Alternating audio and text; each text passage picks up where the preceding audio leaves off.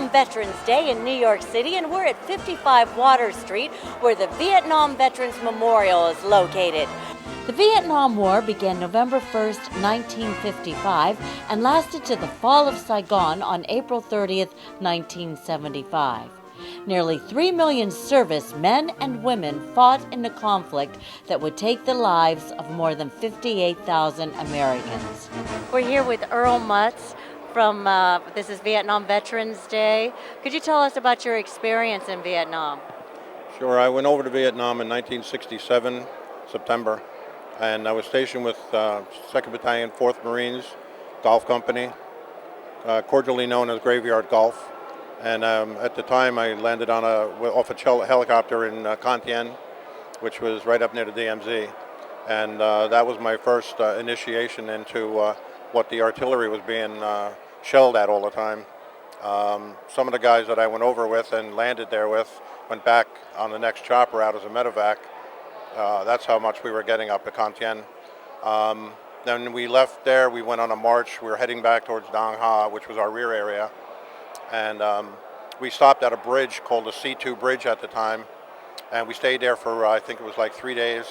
But the second night we were there, we were hit by a battalion of NVA, and they overran our position and blew up a lot of the CP tent and disabled our mortars and our artillery. And I was wounded that night. I had an M79 at the time, a blooper, and they took out the first 4 holes in front of us, me and this other guy in the foxhole. And that's when I was wounded that night, because they took one of our machine guns out into the bush and they were firing it back at us.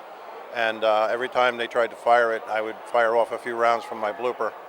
And I wound up blowing up the machine gun as well as probably 7 of the gooks up there.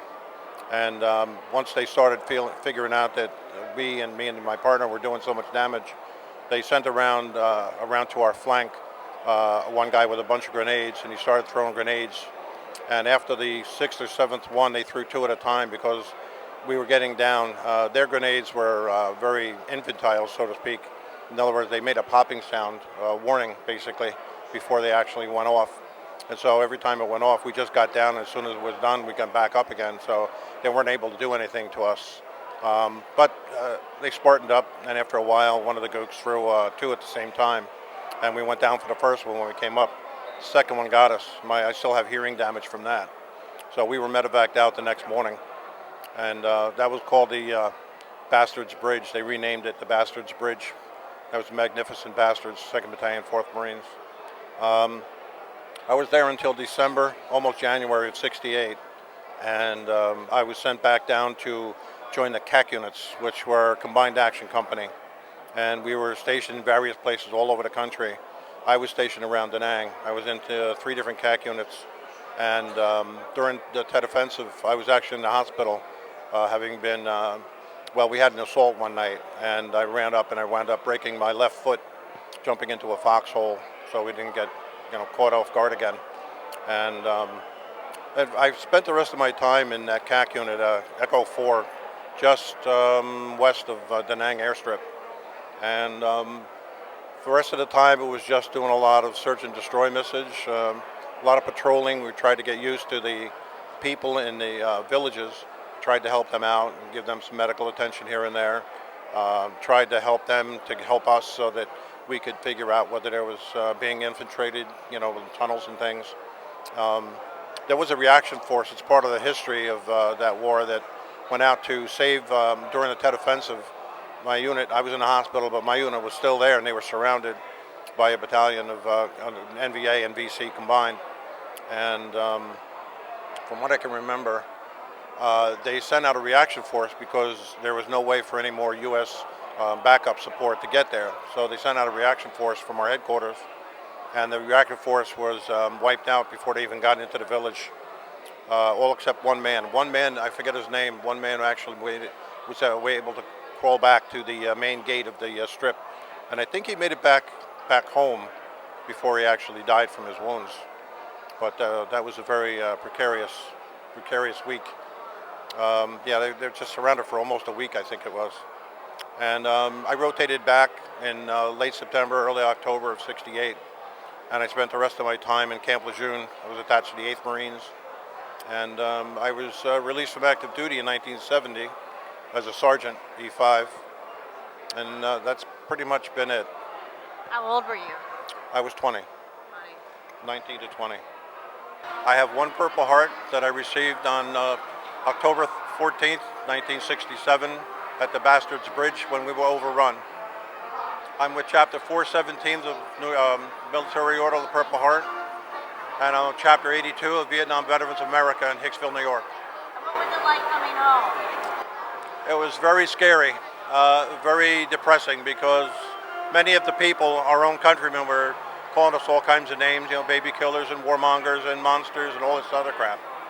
And it was just a very bad time for all of us. My name is Mark Ginsberg. I was there in South Vietnam with the 25th Infantry, 67 to 68. I was a combat medic. And then after that, I worked at Walter Reed for 5 months prior to my discharge in 68. And I worked for federal government during my civilian career. Now I'm retired. No, I'm Vietnam. Yeah, that's okay. My name is Steve Placanica. I'm Vietnam era. The closest I got to Vietnam was Panama and Fort Polk, Louisiana, which at that time was called Little Vietnam, because they had all the hooches and stuff all set up in Fort Polk for experience when you get to Vietnam to fight the enemy. Herb Morales. And Mr. Morales, I see this Infantry 1. Could you tell me what that stands for? It's the 1st Infantry Division. I was in Vietnam from 68, 69, and 70 with the 1st Infantry Division. I was with the 2nd 28th Black Lions, and then I went to the 1st and the 16th Mechanized Infantry, which was called Bandito Charlie. And it was an infantry unit in Vietnam, and that's where I spent all my time in Vietnam. I volunteered to go into the military, and then I volunteered to go to Vietnam. I was there 68, 69, and 70, and I was with the 2nd 28th Black Lions. And then another tour, I was with the 1st and the 16th Bandito Charlie, which was a mechanized unit. And I did my time in Vietnam, and very proud of it. I lost a lot of buddies, which I still hold dear to my heart today. And I did for my country what we had to do to maintain all our freedoms and keep this country the great nation that it is. And I'm very proud of it. And today, being Vietnam Veterans Recognition Day, is a wonderful day, and I'm really happy for us. And you volunteered. It was a sort of Yes. an unpopular war. Yeah. Tell me about that. My father was World War II, and he was also in the 1st Infantry Division. And I come from a military family, so I volunteered to go to Vietnam, and I volunteered to join the Army. And I'm very proud of it. Well, thank you for your service. Thank you very much. Thank you. This is the AK-47. It's what the North Vietnamese regulars did, the enemy had. It stands for Assault Kamishwakak 1947 Assault Rifle. It was a better weapon than the M16. When we got changed over from the 14 to the 16, a lot of guys that were jamming up on them and caused them to get killed. The United States was trying to compete with the Russians for the AK-47, and it caused a lot of deaths because the weapon came over too soon before it was really tested. 14 is a better weapon. You could fall in the swamps with it, run through the jungles and bang it up into the trees, and it still works. M16 gets caught on a twig, the thing never worked. Basically, this is pretty much the standard flak vest and uniform of a soldier in Vietnam. They had the jungle fatigues, a flak jacket, which didn't do a whole lot for bullets, but it did for shrapnel from rounds, artillery rounds and such, hand grenades. The standard helmet, that also didn't really do anything against rounds. You got these flares, which anywhere you were, they'd be able to make your location visible from either a helicopter or anybody else that needed to know where you were. And then there was smoke to designate which landing zone to go to. So if it was landing zone violet, you went to the violet colored smoke. If it was landing zone red, you went to the red smoke, so on and so forth. This is standard explosives. The Claymore mine usually used in jungle and defense. You'd set them up almost like a barrier. And then these are the standard hand grenades. As the time went by, They switched over from these early type grenades, which are used from World War II up to Vietnam, and then they switched to the lemon, and then later the baseball grenade. They figured every kid had thrown a baseball, so why not make the grenade similar to it? And you can throw them pretty far. This is a machine gun, carried by a lot of the smaller guys for some reason. They just gave them to the smaller guys, harder to hit. So this is the M60 machine gun. And then down here's the M79 grenade launcher. And this is the round that it fired. And then this is the smaller version of the M16, which usually was issued to officers and special forces, a smaller rifle, easier, more compact. And then this is like a survival type kit. You had a reflective mirror and all kinds of stuff for that. And then these are all personal items of a soldier in Vietnam. Tell me what years you served in Vietnam. I served from 1965 until 1966. And I see you have a Purple Heart. As a matter of fact, you said 2 Purple Hearts. Could you tell us about that experience? The first Purple Heart, I was a machine gunner on a helicopter, and we had transported a Special Forces group into a landing zone. And not long after this captain got out of the ship, he was wounded and he was laying there, and the Viet Cong were trying to step the shots to get to him. So I left the helicopter to go get him, and while I was running, another young man was running a few feet away from me, and unfortunately stepped on a mine. So he was killed, and I got part of the shrapnel in my leg. And 3 months later, same thing happened again. I was running, somebody near me stepped on a mine, and once again I got shrapnel in my leg. So in many ways I was lucky, because I'm still here. But I'm a proud Vietnam veteran, and I'm glad I served with honor. And I was only one of many who served. And people who come up to me and say, it's nice to meet a real hero. I said, I'm sorry, I'm not a hero. If you want to meet a hero, go down to Washington and look at the names on the wall. Thank you. Hey, but this other, is that a gun? Does that mean that you were in combat? Is that right? Right, I was You in have to infantry. explain that? That's the combat infantryman's badge. When Vietnam started, there was a lot of different qualifications to get it. When I was there, you had to spend 30 consecutive days in combat, and you got the combat infantryman's badge. Thank you so much for your service. Thank you. With us is NYPD, and this is the recruit section. Could you tell us what they look for? Actually, we have requirements and qualifications on the website, nyprecruit.com, and the number is 212 Recruit. The qualifications are either 60 college credits or 2 years active military with a high school diploma or a GED. Also, you have to live in the 5 boroughs and adjoining counties such as Westchester, Orange, Rockland, Putnam, Nassau, and Suffolk. We just want to thank all the veterans for everything they've done, and we support them directly from the NYPD. Did you serve? Yes, we served in the Marine Corps. Marine Corps? What war? In the first Gulf War. First Gulf War? Yes. Okay. Any experiences from there? A lot of great memories. It was Desert. It was Desert Shield, Desert Storm. Yeah. Yep, I served in the Army. I'm an Operation Iraqi Freedom veteran, and Sergeant. Yep, and she served in the Marine Corps. 1996 to 2001. I served in the United States Marine Corps from 1996 to 2001. I got out of sergeant July 9th, 2001. I came on this job July 11th, 2001. Do you find a lot of your recruits have done military service? Yes, and that's what makes this so self-gratifying, because I can help them and find a future within our department, because they already have the discipline, the teamwork, and the integrity.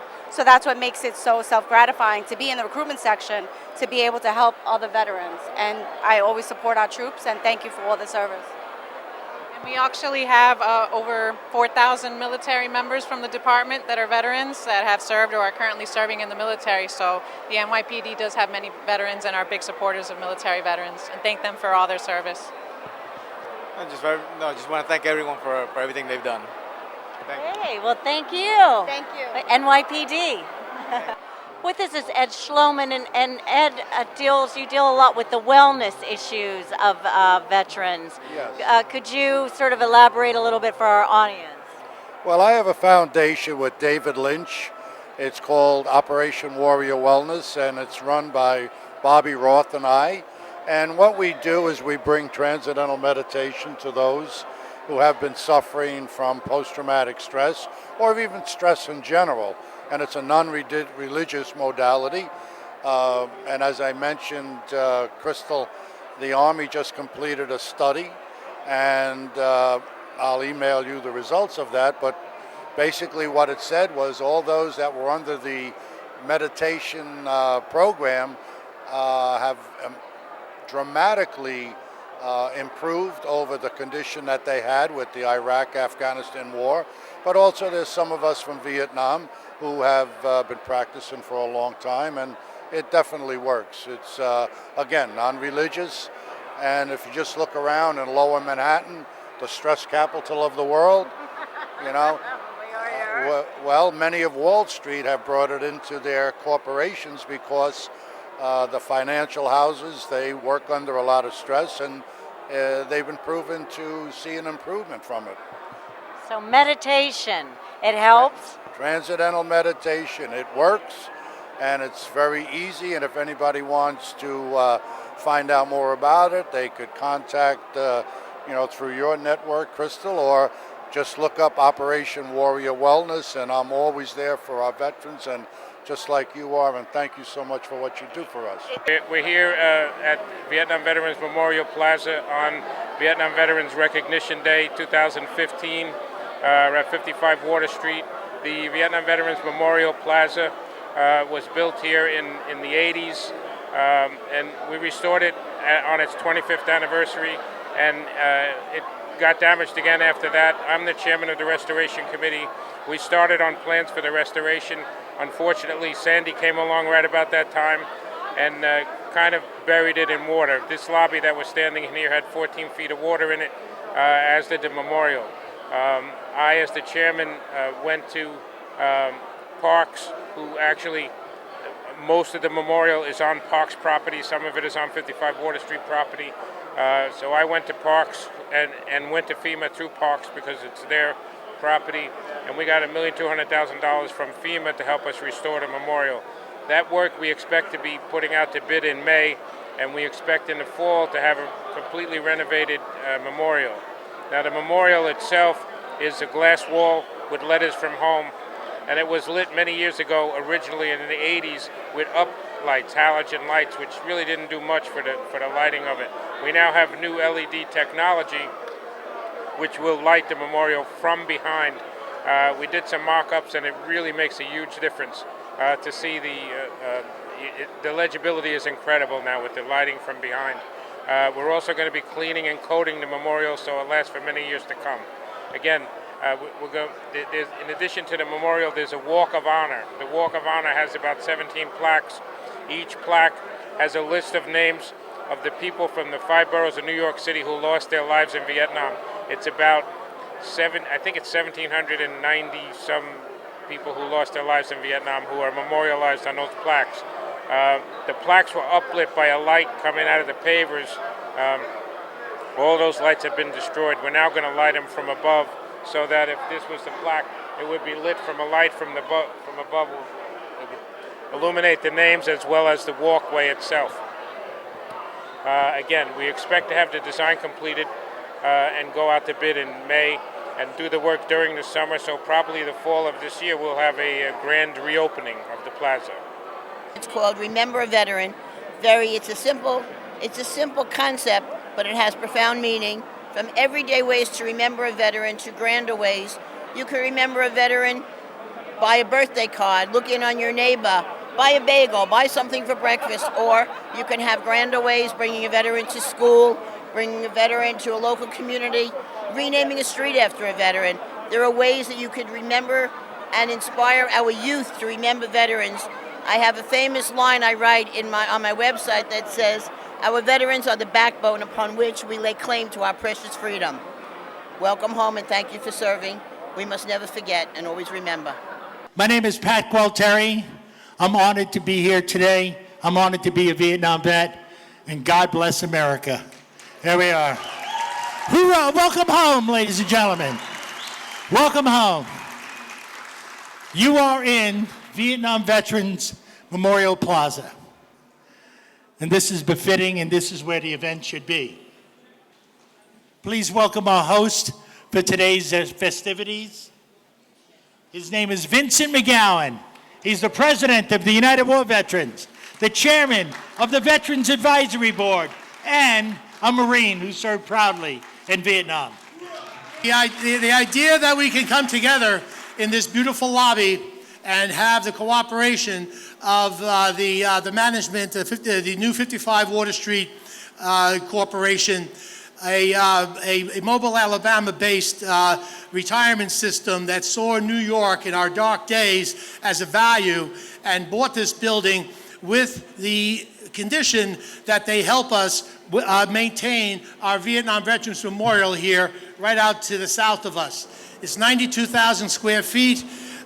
We were the first public space opened in Lower Manhattan on November 19th after the devastating attacks of September 11th, and many of us in this room were here when we brought back to life this end of the city that so many people had tried to tear down. This wouldn't have happened if we didn't have the strong leadership of the newly retired Executive Vice President of 55 Water Street, Harry Bridgewood. Harry, please take your appropriate applause wherever you are. Harry. Where we are all standing today, 2 years ago on October 30th, there was 14 feet of water in here. Now that 14 feet of water finally went, but what it did to our memorial, to our walk of honor, to the flag, to the map, the most inclusive map of Vietnam that exists in the United States, sits right out there. Make sure you see it before you go home. But Harry has been the chairman of the Friends of the Vietnam Veterans Plaza, and the repairs that needed to be done to fix the plaza, which comes under the auspices of the New York City Department of Parks and Recreation, would never get to where they are. We would not have what we have to look at right now if it wasn't for our chairman, Gabe Stefania, the chairman of the committee. Gabe Stefania, please, come on, stand up, let these guys see you. We have a friend at City Council. We really do. Please welcome to the veterans community, and you are it, the Honorable Eric Ulrich, Chair of the New York City Council's Veterans Committee. Please welcome him. Vietnam veterans served our country dutifully, but when they came back home, they weren't always given a hero's welcome. They were not given the gratitude that they deserved, but today, more than 40 years after the end of the Vietnam War, we say thank you once again for serving our great country. We've been introducing quite a few stellar personalities, truly.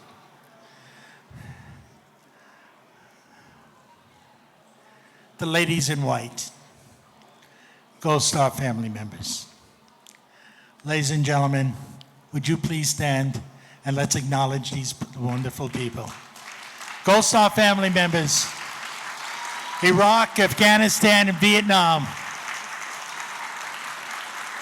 Thank you. Thank you for honoring us. You're the best.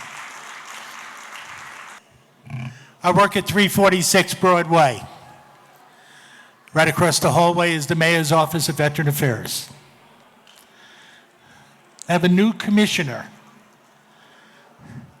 She is a general. She's retired.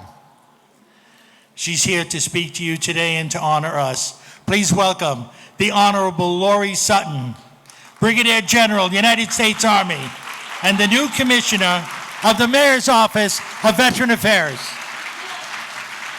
Today's event is an important time to not only honor and celebrate Vietnam veterans, but also to renew our commitment to uplift every member of our nation's military at home and abroad.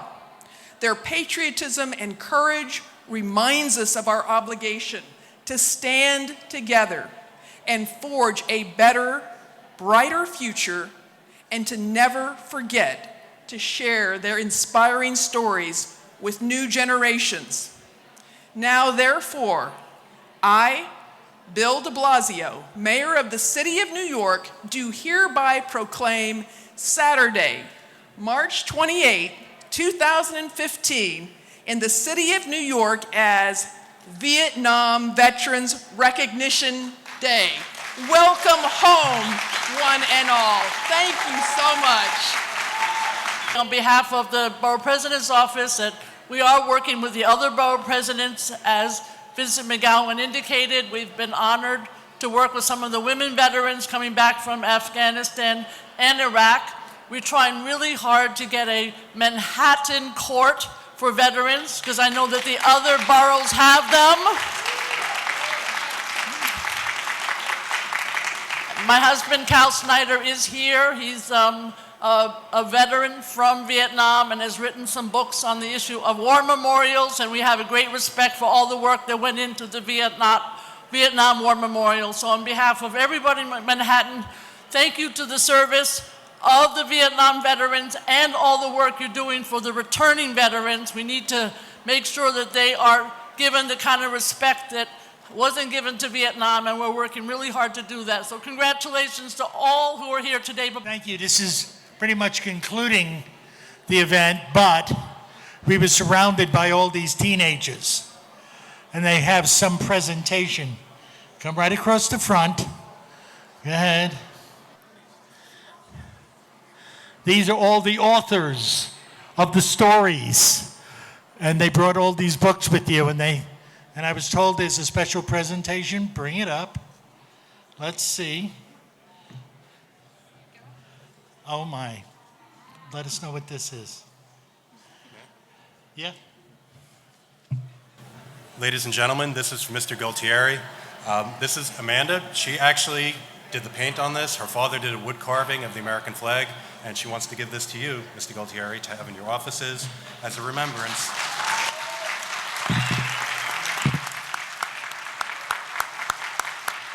I accept this on behalf of all of us. Thank you so much. Thank you, guys. And this is the Vietnam Veterans Memorial Plaza. It's at 55 Water Street here in Manhattan, New York City.